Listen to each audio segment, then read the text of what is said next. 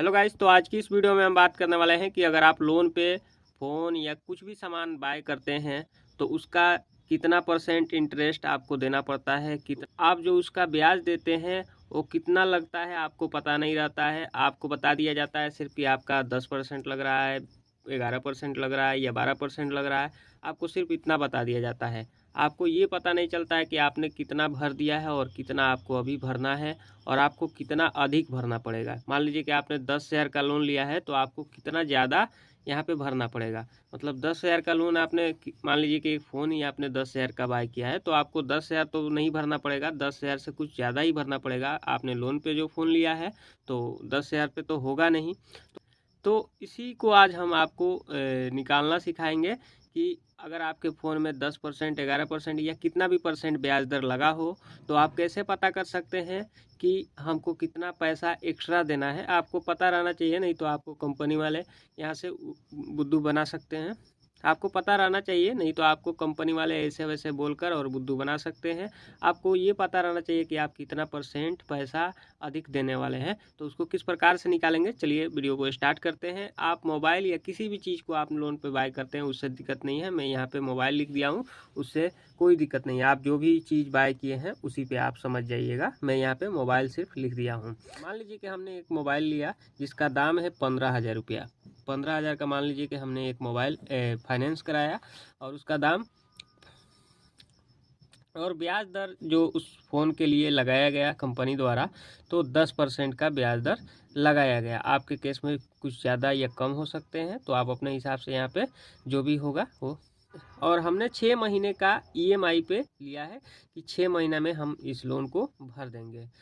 तो किस प्रकार से निकालेंगे, तो मान लीजिए कि हमने 15,000 का फ़ोन लिया। 15,000 यहाँ पे हम लिख देते हैं।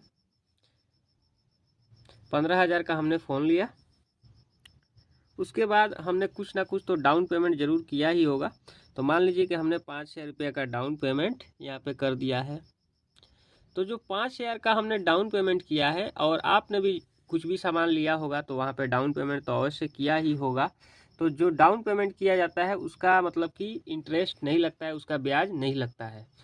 डाउन पेमेंट का जो पैसा है वो तो इंस्टेंट दे दिया जाता है, उसमें कोई दिक्कत नहीं है, उसका कोई ब्याज नहीं लगता है। क्योंकि हमने डाउन पेमेंट किया है तो 5,000 हम यहाँ पे माइनस कर लेंगे 15,000 में से, तो 10,000 हो जाएगा हमारा।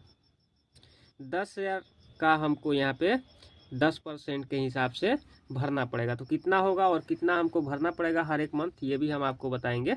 सबसे पहले हम जानते हैं कि कितना हमको एक्स्ट्रा भरना पड़ेगा। तो 5,000 हमने तो उसी टाइम भर दिया, तो 5,000 का कोई इंटरेस्ट नहीं लगेगा और बचा 10,000, तो 10,000 का इंटरेस्ट लगेगा। तो 10,000 पे कितना इंटरेस्ट लगेगा, तो यहाँ पे हम 10,000 लिखते हैं। पहले 10,000 लिखने के बाद यहाँ पे हमको कितना परसेंट का ब्याज लग रहा है, तो 10% का, तो 10% लिख देंगे। और कितने महीने के लिए ले रहे हैं, तो 6 महीने के लिए ले रहे हैं तो 6 महीना यहाँ पे लिख देंगे। और बट्टे में यहाँ पे हम 100 से, आप जानते ही होंगे कि 100 से ही कोई भी ब्याज दर यहाँ पे निकाला जाता है। तो यहाँ पे क्या करेंगे, एक जीरो से एक 10 का जीरो कट गया, दूसरे वाले जीरो से एक 10,000 का जीरो कट गया। तो अब इसको हम देख लेते हैं, तो 6,000 हो जाता है। यहाँ से 1,000 में 6 को गुणा करेंगे तो 6,000 हो जाता है। इसका टोटल वैल्यू 6,000 रुपया हमारा 10,000 का 6 मंथ का 10% के हिसाब से 6,000 रुपया ब्याज हो गया। तो ब्याज 6,000 हो गया और 10,000 रुपया तो 16,000 रुपया टोटल हमको यहाँ पे भरना पड़ेगा। तो यहाँ पे 6,000 रुपया यहाँ पे एक्स्ट्रा भरना पड़ेगा। और वो डाउन पेमेंट मिलाकर देखेंगे तो 21,000 हो जाएगा। तो उसको डाउन पेमेंट को छोड़ देते हैं। 16,000 रुपया हमारा मतलब कि 10,000 का 6,000 ब्याज हमको देना पड़ेगा। तो टोटल देखेंगे तो 21,000 का फ़ोन हो जाएगा। और ऐसे देखेंगे तो 6,000 रुपया हमको एक्स्ट्रा देना पड़ रहा है। तो कितना ईएमआई मंथली हमको कितना ईएमआई भरना पड़ेगा, तो यहाँ से 16 को क्या करेंगे, 16,000 में से 6 से भागा कर देंगे तो 2,666 रुपया हमको यहाँ पे भरना होगा हर एक मंथ। 2,666 रुपया भरेंगे तो 6 मंथ में हमारा लोन जो है वो क्लियर हो जाएगा। जो हमने डाउन पेमेंट किया था उसका कोई भी, आपको मैं बार बार बता देना चाहता हूँ कि उसका कोई भी ब्याज नहीं लगता है, क्योंकि वो इंस्टेंट आप दे देते हैं पैसा।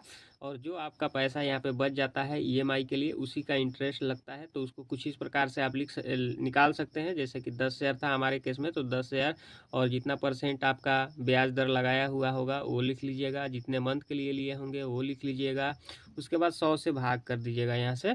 उसके बाद आपका जितना भी आपका ब्याज दर होगा वो निकल कर आ जाएगा।